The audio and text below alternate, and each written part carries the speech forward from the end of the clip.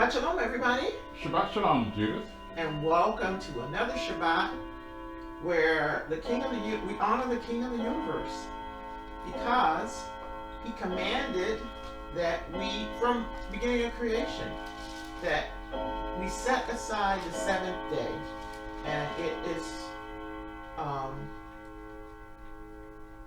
it is sacred because the Lord created everything there was to do in 6 days, and on the seventh day he ceased from creation. Shabbat means to sit. Shabbat means to sit in Hebrew. Sit. You're not doing any creation. And so one of the things that God did with Israel is when they came out of Egypt, he reminded them what the seventh day was about. Because when they were slaves, they worked at the will of the master, and they didn't have that seventh day off. But he reminded them that on 5 days, by using manna as an example, they were to collect manna, go out and to collect the manna. Each one of them ended up with the same amount, no matter how much or little they collected. And if they kept any for the next day, it would spoil. But on the sixth day, he commanded them to go out and get twice as much as they normally would collect. And on the seventh day was a miracle of miracles that the manna did not spoil. And so John is fond of saying The Sabbath day is on God. God made provision for that manna to be special. And God has made provision for us because we've gathered all the food that we needed to gather. We prepared it. In the Jewish household, I think they start from after one Shabbat is over, they plan for the next. And matter of fact, I just saw, the Shabbat's not over, but I just saw before we started a recipe that I'm going to use for next Shabbat. So we're always planning from Shabbat to Shabbat. But we do as God commanded, because I believe on this Shabbat that he fills us with what we need for the week to come. That's why the Shabbat is so important, because he gives us because we've given out of ourselves what he has put into us. And so he's putting something new into us so that we can give it out again between Shabbat to Shabbat. So in the synagogues, they read a Parashah. And the Parashah is taken from the first 5 books of the Old Testament, or the Torah, divided into 52 weeks, I believe there are. And this week's Parashah is called Terumah, and it's taken from Exodus 25:1 through 27:19. And there's in my Torah, it's not divided into parts; it's just one long reading. So I'll do that reading. But it starts out, וידבר אדוני אל משה לאמור, דיבר אל בני ישראל, ויחק לי תרומה מאת כל איש אשר ידבנו לבוא, תקחו את תרומתי, וזאת התרומה אשר תקחו מאתם. I'm going to stop right there because I read a lot. The Lord spoke to Moses, saying, tell the Israelite people to bring me gifts. You shall accept gifts for me from every person whose heart so moves him. John? Psalm 122. I was glad when they said unto me, let us go into the house of the Lord. Yes. Our feet shall stand within thy gates, O Jerusalem. Jerusalem is built as a city that is compacted together. Whether the tribes go up, the tribes of the Lord, unto the testimonies of Israel, to give thanks unto the name of the Lord. For there are set thrones of judgment, the thrones of the house of David. Pray for the peace of Jerusalem. They shall prosper that love thee. Peace be within thy walls, and prosperity within thy palaces. for my brethren and companions' sake, I will now say, peace be within thee. Because of the house of the Lord our God, I will seek thy good. This is the word of the Lord. Our Father in heaven, hallowed be your name. May your kingdom come, and may your will be done. We give thanks to you, Lord God, for you have brought us to your Shabbat, the day that you ceased from work and blessed, and in time gave this command again, that man should rest on this day. Your nation Israel should rest in this day and acknowledge the God who has delivered them, and to sing with glad hearts, and to pray and to worship and to give thanks for the God who has kept his promise, and through power and might delivered our brethren the Jews out of the house of bondage and slavery, and gave them this command again at Mount Sinai, that they should rest and worship and give thanks. And we celebrate with our brethren the Jews for what Christ has done for us, for he has sacrificed and delivered us from the bondage of sin and its debt and payment, that we may through glad hearts sing of our freedom and give thanks and worship the God who has delivered and has kept us. And we invite you, Lord, to come and to draw us closer to you, as we seek to draw you closer to us, to give thanks. And we thank you also, Lord, for the Spirit that remains with us. And in the name of the Christ we pray. Amen.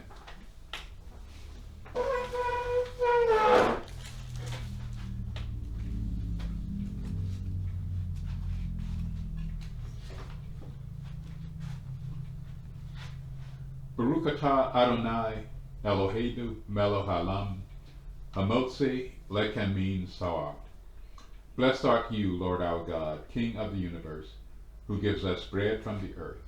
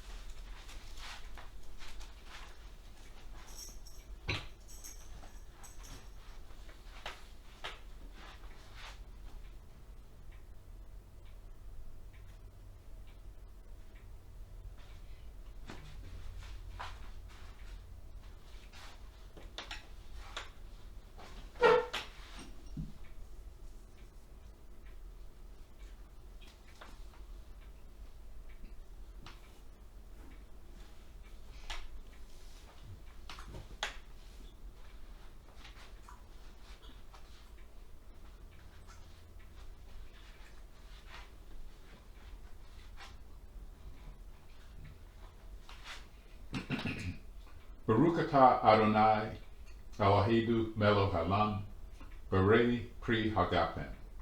Blessed art you, Lord our God, King of the universe, who gives us the fruit of the vine. Shabbat Shalom. Shabbat shalom.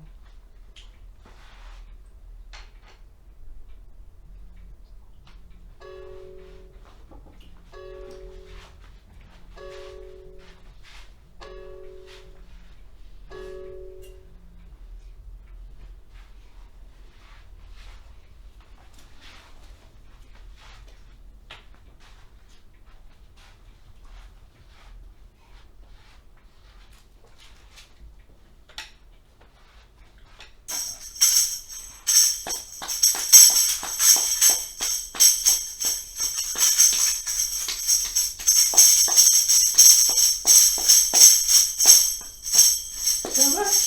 Shabbat Shalom, Shabbat, Shabbat, Shabbat, Shabbat Shalom, Shabbat Shalom, Shabbat Shalom, Shabbat, Shabbat, Shabbat, Shabbat Shalom, Shabbat, Shabbat, Shabbat, Shabbat Shalom, Shabbat, Shabbat, Shabbat, Shabbat Shalom, Shabbat Shalom, Shabbat Shalom, Shabbat, Shabbat, Shabbat, Shabbat Shalom. Shabbat Shalom, everybody. Shabbat Shalom, Judas. So we read Terumah. Terumah. And they were bringing gifts. The Lord spoke to Moses, saying, "Tell the Israelite people to bring me gifts. You shall accept gifts for me from every person whose heart so moves. And these are the gifts that you shall accept from them: gold, silver, and copper, blue, purple, and crimson yarns, fine linen goat's hair, tan ram skin, dolphin skin, and acacia wood, oil for the lighting, spices for the anointing, oil, and for the aromatic incense, lapis lazuli, and other stones for setting, for the ephod, and for the breastpiece. And let them make me a sanctuary, that I may dwell among them, exactly as I show you the pattern of the tabernacle and the pattern of all its furnishings. So shall you make it. They shall make an ark of acacia wood, 2.5 cubits long, 1.5 cubits wide, and 1.5 cubits high. Overlay it with pure gold, overlay it inside and out, and make upon it a gold molding round about.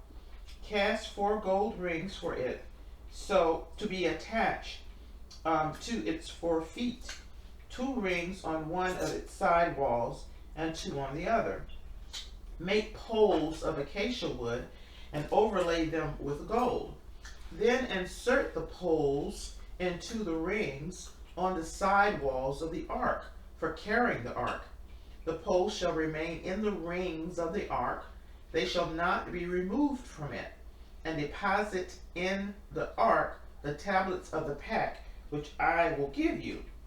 You shall make a cover of pure gold, 2.5 cubits long, and 1.5 cubits wide. Make 2 cherubim of gold. Make them of hammered work at the 2 ends of the cover. Make 1 cherub at one end, and the other cherub at the other end. Of one piece with the cover shall you make the cherubim as its 2 ends. The cherubim shall have their wings spread out above, shielding the cover with their wings. They shall confront each other, the faces of the cherubim being turned toward the cover. Place the cover on the top of the ark, after depositing inside the ark the pact which I will give you. There I will meet with you, and I will impart to you from above the cover, from between the 2 cherubim that are on top of the ark of the pact, all that I will command you concerning Israelite people. You shall make a table of acacia wood, 2 cubits long, 1 cubit wide, and 1.5 cubits high. Overlay it with pure gold, and make a gold molding round it. Make a rim of a hand's breadth around it, and make a gold molding for its rim round about. Make front gold rings for it, and attach the rings to the front corners at its 4 legs. The rings shall be next to the rim as holders for poles to carry the table. Make the poles of acacia wood, and overlay them with gold. By these the table shall be carried. Make its bowls, ladles, jars, and jugs with which to offer libation. Make them of pure gold, and on the table you shall set the bread of display, to be before me always. You shall make a lampstand of pure gold. The lampstand shall be made of hammered work, its base and its shaft, its cups, calyx, and metal shall be of one piece.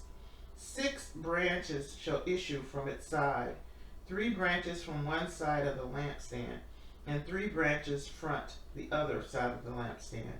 On one branch there shall be 3 cups shaped like almond blossoms, each with calyx and petals.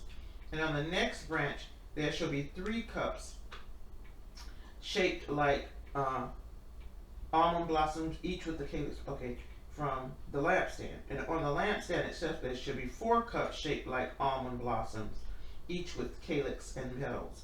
A calyx of one piece with it under a pair of branches, and a calyx of one piece with it under the second pair of branches, and a calyx of one piece with it under the last pair of branches. So for all 6 branches issuing from the lampstand, their calyxes and their stem shall be of one piece with it, the whole of it a single hammered piece of pure gold. Make it 7 lamps. The lamp shall be so mounted as to give the light on its front side, and its tongs and fire pans of pure gold.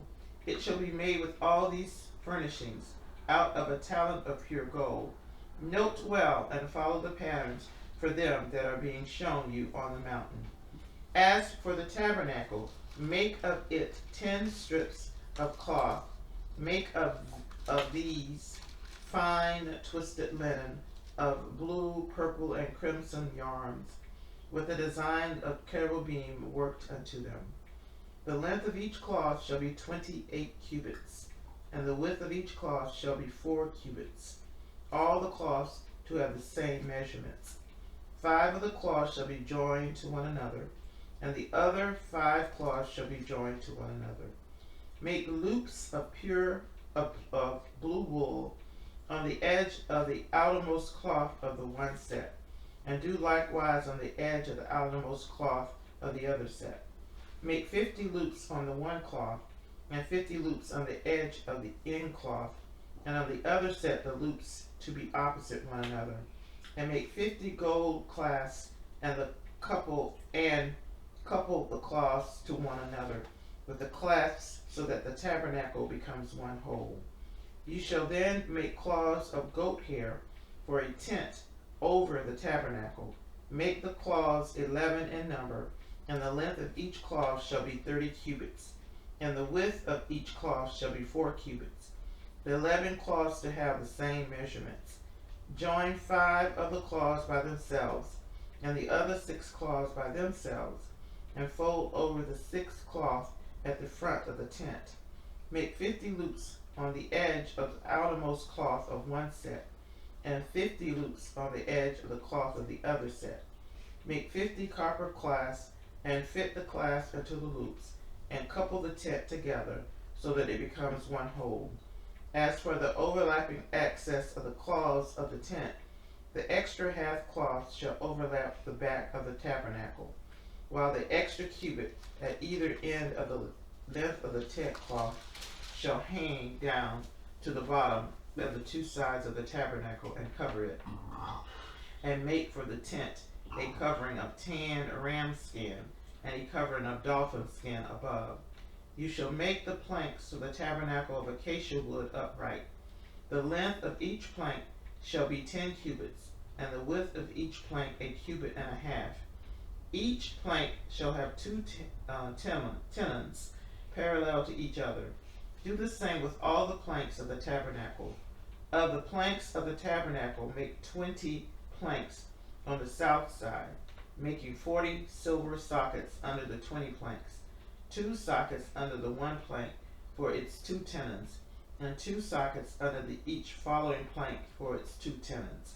And for the other side wall of the tabernacle on the north side 20 planks, with their 40 silver sockets, 2 sockets under the one plank, and 2 sockets under each following plank.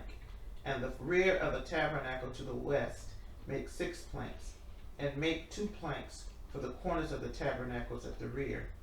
They shall march at the bottom, and terminate alike at the top inside 1 ring. Thus shall it be with the both of them. They shall form the 2 corners. Thus there shall be 8 planks with their sockets of silver, 16 sockets, 2 sockets under the first plank, and 2 sockets under each of the other planks.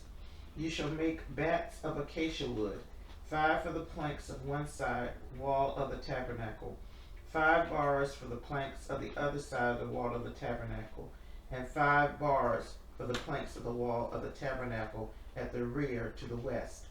The center bar halfway up the planks shall run from end to end.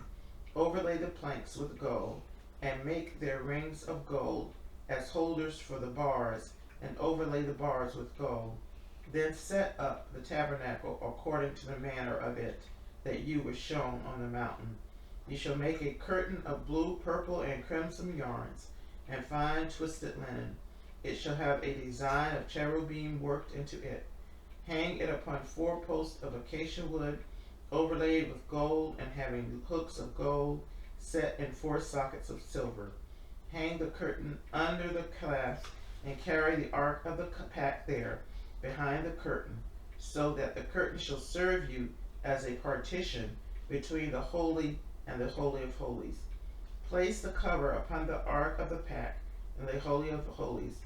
Place the table outside the curtain, and the lampstand by the south wall of the tabernacle, opposite the table, which is to be placed by the north wall. You shall make a screen for the entrance of the tent of blue, purple, and crimson yarns, and fine twisted linen done in embroidery.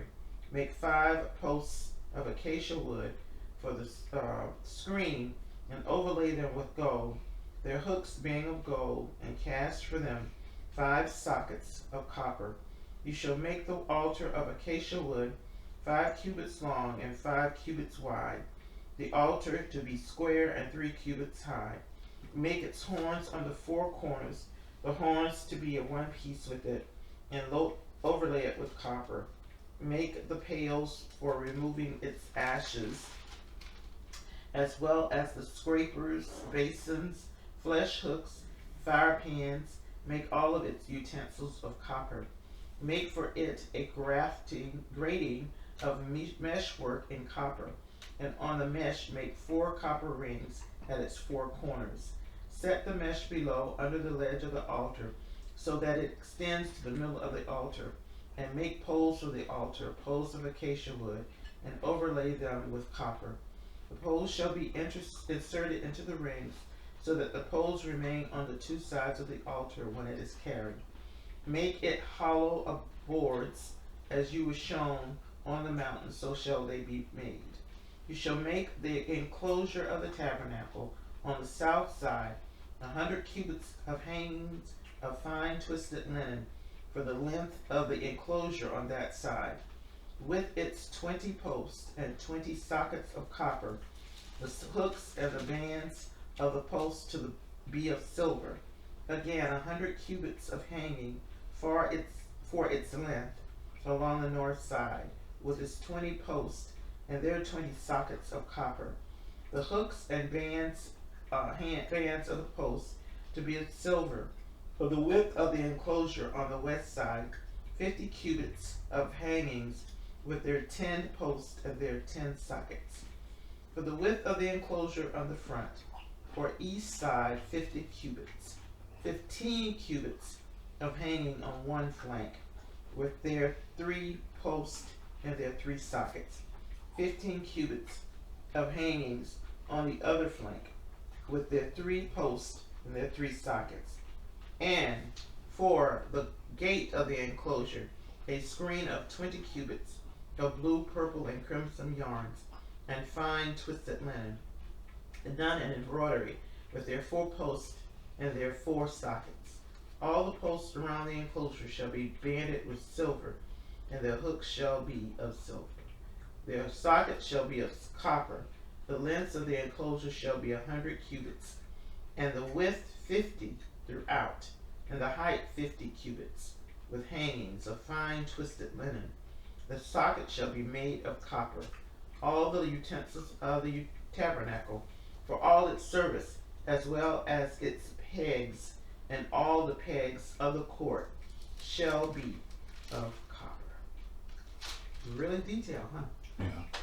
Yeah. Yes. I guess many of the teachers make note of that. Not only is it detailed, it's pretty lengthy. There's a few more parshas. Some say about a total of 5 parshas, talking about the temple itself and the components and what's in it, how they're constructed, probably even its purposes too.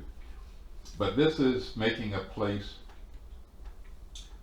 not necessarily for God to dwell in, but so that God can dwell with his people. So to make, and some draw a comparison between the amount of space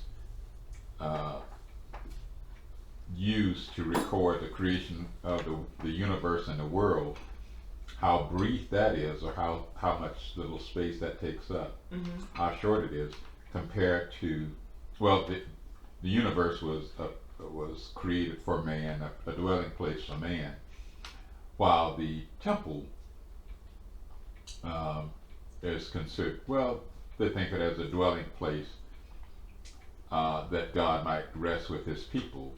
So essentially making a dwelling place for God requires a lot more, for God's presence requires a lot more detail than creating a universe.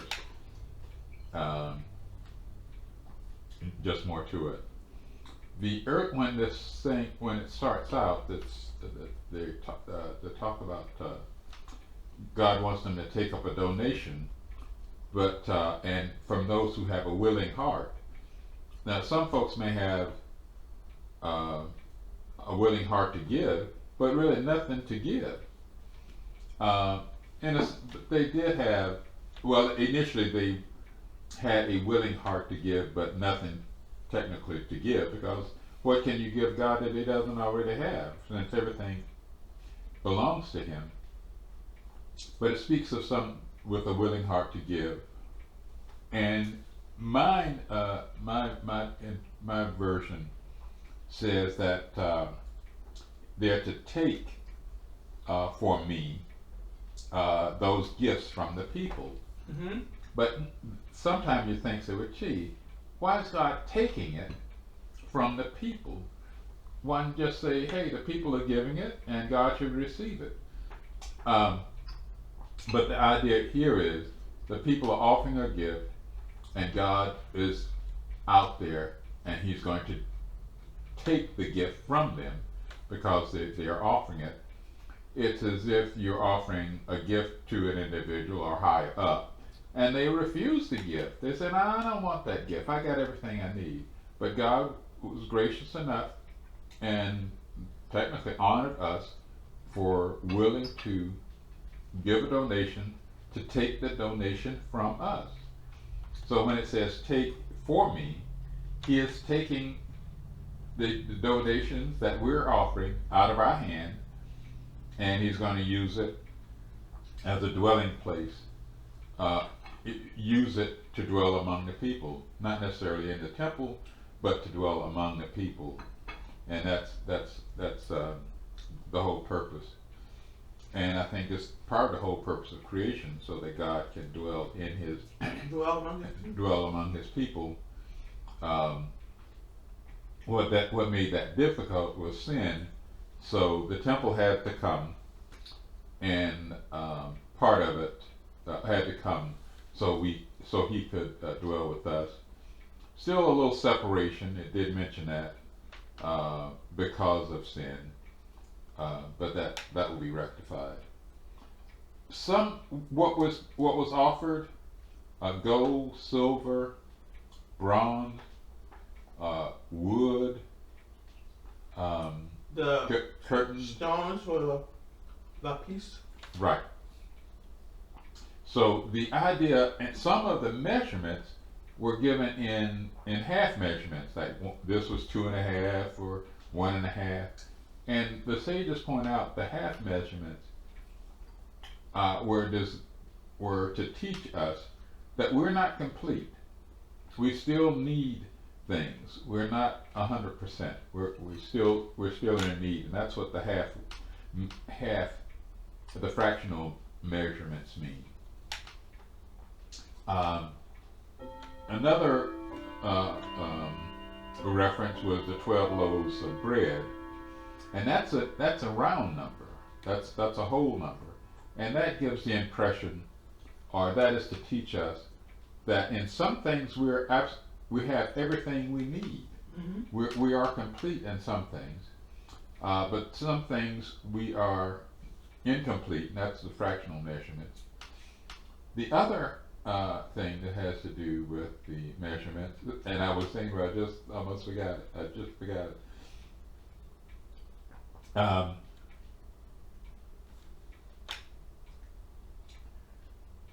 The part of being complete with the 12 loaves of bread. Gosh, I lost my train of thought. You said 12 loaves of bread. Were you talking about the Yeshua, or you talking about the? Well, the showbread that was in the temple. That was in the temple. Yeah. That was 12, and that was to represent that we have everything we need. We have enough. Now, some things were made. Wood was donated, and the idea of the lesson we learned from wood is that wood grows, and we are to grow, and we will never stop growing. Not only that, some of the items in the temple were solid gold. Some were overlaid with gold, or gold plating. And one of the interesting things, there was, I guess, a total of 3 boxes.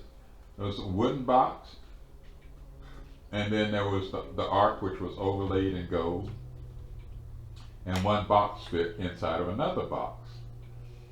And the final box was was overlaid with gold. And it's an interesting lesson that's trying to teach us, and that is we should be gold inside and we should be gold outside. Now, being gold inside or being outside is pretty easy. When they speak of showing gold outside, that's when you go out to the workplace or you're socializing with people. You have this gold attitude. Well, people think the world of you. This is the reason, one teacher said, this is the reason why the boss and the secretary runs off, because the secretary really don't know the boss, and maybe the boss don't really know the secretary until they get married, and then they learn about each other, and then they say, oh, gotta split. So that that's that external goal that may not reflect internally. When we speak of, when it mentions the internal goal, that has to do with the guy's personal and family life. When he comes home from a hard day of work, what does he say? What is he like? Is he like the gold guy at work, or maybe something a little bit different? And being gold at home is a lot harder than being gold in the office. Yes.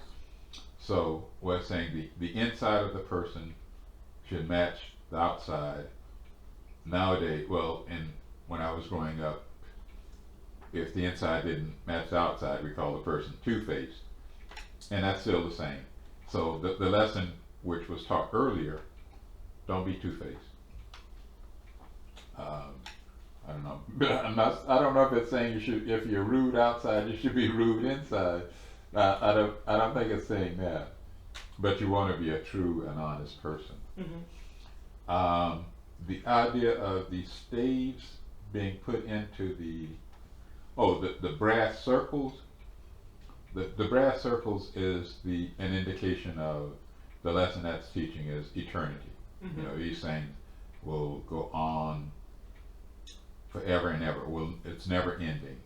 Torah learning is never ending. Never ending, because we will never know it all. Right. Not just in this life, but even in the next world. There's still Torah learning, and we will keep learning and learning and learning. Also, when the poles are kept inside the ark should always be ready to move. It's not designed for permits. You got to pick up and go at a moment's notice. And that's why. And then that's what happened with remember David. They were trying to bring the ark back from Obed-Edom, I think. and the I don't know if the poles weren't in there, but they touched the ark, and they weren't supposed to do it. They were supposed to use the poles, and he was struck down. Right. Yeah, they wanted to put it on a cart. I don't know, but they should have had the poles. Yeah.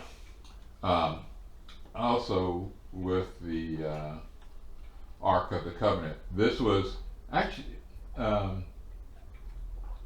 the Ark was the most sacred piece in Jewish history. Some folks think they know where it is, but for the most sacred piece of Jewish history, you think people would be looking for it. You know, an obvious campaign to look for it and try and discover it. Well, Indiana Jones. Yeah, I was thinking about that. Indiana Jones was looking for it. Yeah, Indiana was looking for it, but aside from him, no. I don't know. You would think something so significant, but I'm sure there's a reason why God has it hidden. Once that ark is out, it's public. That's it. You can't refute it. You won't be able to refute it. No, and sir. once you can't refute it, then where does free will come in? You're almost forced to believe it. Actually, don't even need faith. You just your eyes. But people still will not believe it, though. That's the thing. Well, that's true, but that will probably be for a small minority. I think it's going to be for a lot of people, because even right now, when we're given evidence of things, people still don't believe it. Well, yeah. Some use the expression you believe what you want to believe. Yeah. True. But I still, at least it would be there. It would be very hard.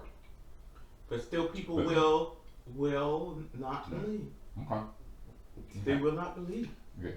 Now, some of the components, I just listed them. I don't know all the intricate details. But the table was gold plated. The candles were pure gold. The ark was gold plated inside and out. There was wood in between, but it was gold plated inside and out. Tablets, or the table was gold plated, and the rims were of gold. It doesn't say if it was rims were solid gold or gold plated. Maybe gold plated. The altar and the stands were copper. Silver was used for the hoops. Connectors for the base. And they also used wool was used to cover the tabernacle and the curtain partition between the inner and outer room. Now, when God sacrificed this animal to cover Adam and Eve, I don't think it mentioned the animal, but I wonder if it wasn't a sheep, because it was here. It referenced wool, and as the covering that separated the Holy of Holies from the other part. And another thing here, this ark was only seen by one man per year. Well, one man, and he only saw it once a year. So it was pretty limited or restricted as to who could see it and who could enter. And if you enter with the wrong attitude, it could be deadly. But this was something that was so special that only one person saw it, and that was only once a year. Very interesting. The primary objective of the temple, primary object in the temple was the ark, but we don't know where it is right now. Some believe it's in a chamber underneath the temple mount. Yeah, I heard that. Yeah. That's in the chamber, waiting to be. Because there's so many. When we went, did you go that time? I think we went underneath the temple mount, and you can look. I forgot what the distance is from where we were, and when you look straight down, I mean, it goes down, down, down, down, down. Because what happened when they have like tells, like Tel Aviv. A tell is where they just basically people built on top of garbage, and so you have how many 2,000 years of garbage that people have built on top of, and so down below could be many caverns. I was amazed when I got what year. I don't know if we went in 2000. We went there. I think maybe it was 2000 when we went underneath the Temple Mount, and they had really neat areas where you could sit, and then you could see one of the biggest stones. And again, like I said, you can look down into this cavern, down deep, deep, deep. So you know there must be other. As a matter of fact, in the city of David, they're excavating caverns underneath the city. So I tend to believe that it is in a cavern underneath the city. Okay. Okay. I don't think I have much more. I think that's all I have. This is when they were giving all these details, you know who I was thinking about was Rabbi Sinclair. When he talked about our bodies being spacesuits. And that our spirits are in the spacesuit. And that's how we are able to breathe the air here on this earth and operate. And at some point our spacesuits are going to give out, and then our spirits are going to go back to the God that gave it. But the intricacy in which they are describing the layout of the temple is amazing. It reminds me of the body, that the body is really intricate with the heart and the blood vessels pumping, and so it made me think of that, because God says to build him a place so he can inhabit, and much like our bodies, that God made these bodies from clay so that we can inhabit them with his breath being inside of us. I kind of thought of it like that. I said, how intricate instructions, and again, our bodies are so intricate, and that we're able to do so much with these bodies that God made.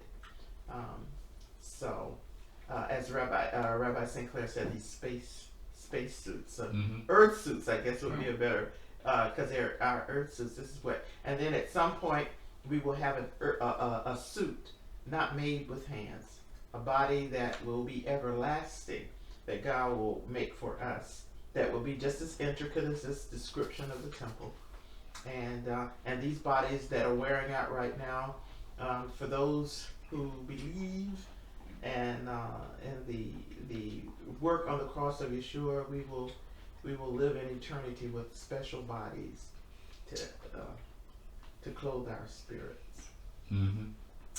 Anything else? No, don't think so. All right. The Parashah for next week is Tetzaveh. Is that it? Because I don't have a handout. Tetzaveh, Exodus 27:20 through 28:41. Did it say? Oh man. Hold on. Yeah. Yeah, Tetzaveh. You shall command.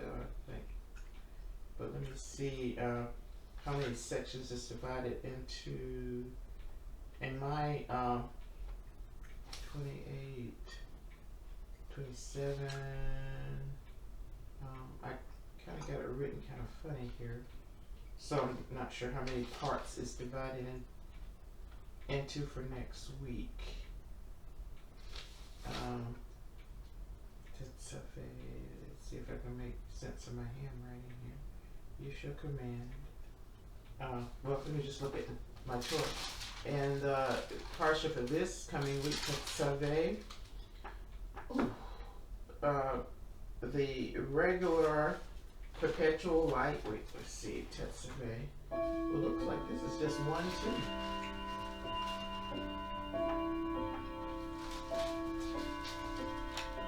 2. Unless it's a double Parshah, it's one. The regular perpetual light priest and their vestments. But in here, hold on, you shall command 27 through 28, 43, yeah. Tetzaveh. So I'm just gonna assume it may be two Parshas, but we'll just assume it's one. Okay. And it starts out Ve'ata tetzaveh et bnei Yisrael v'yechu elecha shemen zayit zach b'kitit le'mor le'ha'alot ner tamid. You shall further instruct the Israelites to bring you clear oil of beaten olives for lighting and for kindling lamps regularly. All right. But again, we get into this temple worship and how God has wanting to be worshipped, and He's very specific. And we can't say that He hadn't told us how He wants to be worshipped. We ignore it, but He's telling us this is the way I want to be worshipped. This is the way I want to be worshipped.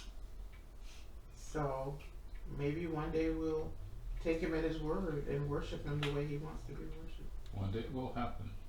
That we worship Him on the Shabbat, this day He set aside, this special day that He's with us, that He's come near us, come closer to us.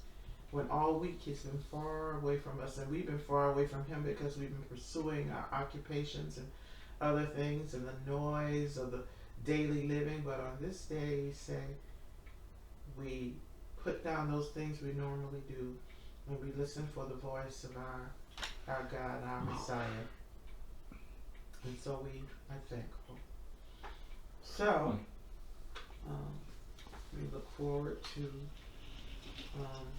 and then because Passover is going to be a little late this year, it's going to be the end of April. And the fast of Esther, I think it's the end of March or somewhere in there. So we've got a late year this year with the Passover. So we're really starting to get ready for that. And I heard a minister today talk about the enemies of God, and that God said that you will be fighting against the Amalekites. Forever. The Amalekites were descendants of Esau. So that's what's happening around the world, the Amalekites, because the Amalekites have said they want to get rid of Israel. They want to see them wiped out from the face of the earth. And so that's what we're fighting. It's not a war against flesh and blood. It's a war of spiritual dimensions in high places. So we continue to pray for Israel. We pray for the world because we are at war. The ultimate enemy, as in Revelations, knows that his time is short, and he's throwing everything that he can at us, including the kitchen sink. But we, our battle is on our knees with the help of our Father and Messiah, Messiah and soon coming King, who teaches us how to war in the Spirit. And we are so grateful. So we're thankful. And what shall we say to close out this time? What shall we say? I don't know if I have a song. Well,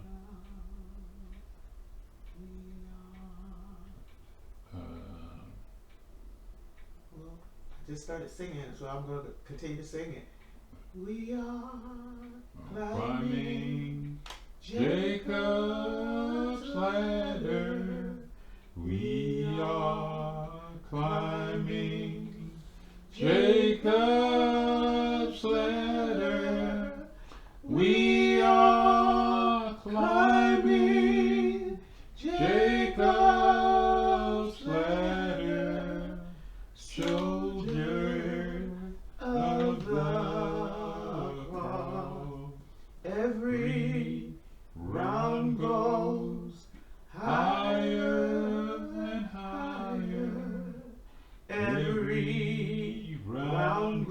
goes higher and higher.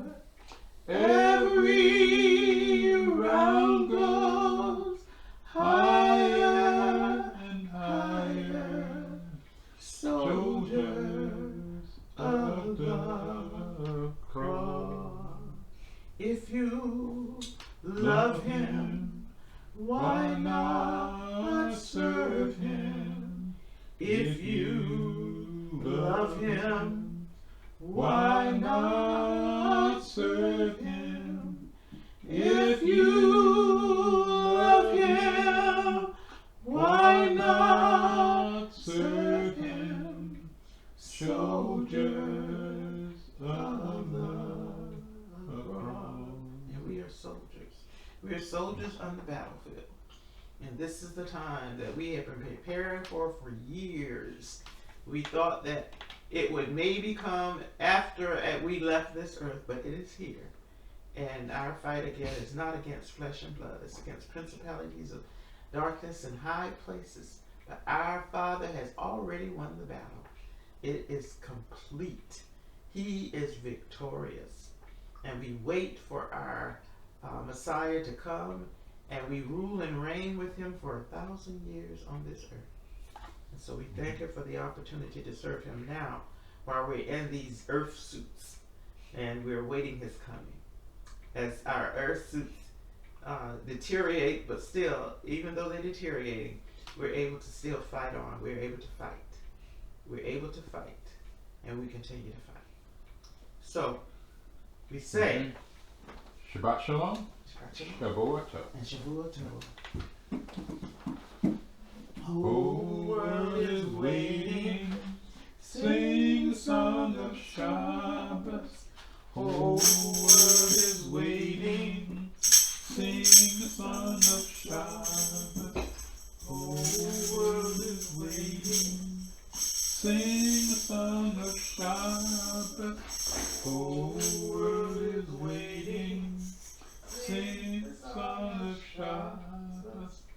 I'm also waiting, waiting to sing the song of. I'm also waiting, sing the song of Shabbat. Whole world is waiting, sing the song of Shabbat. Whole world is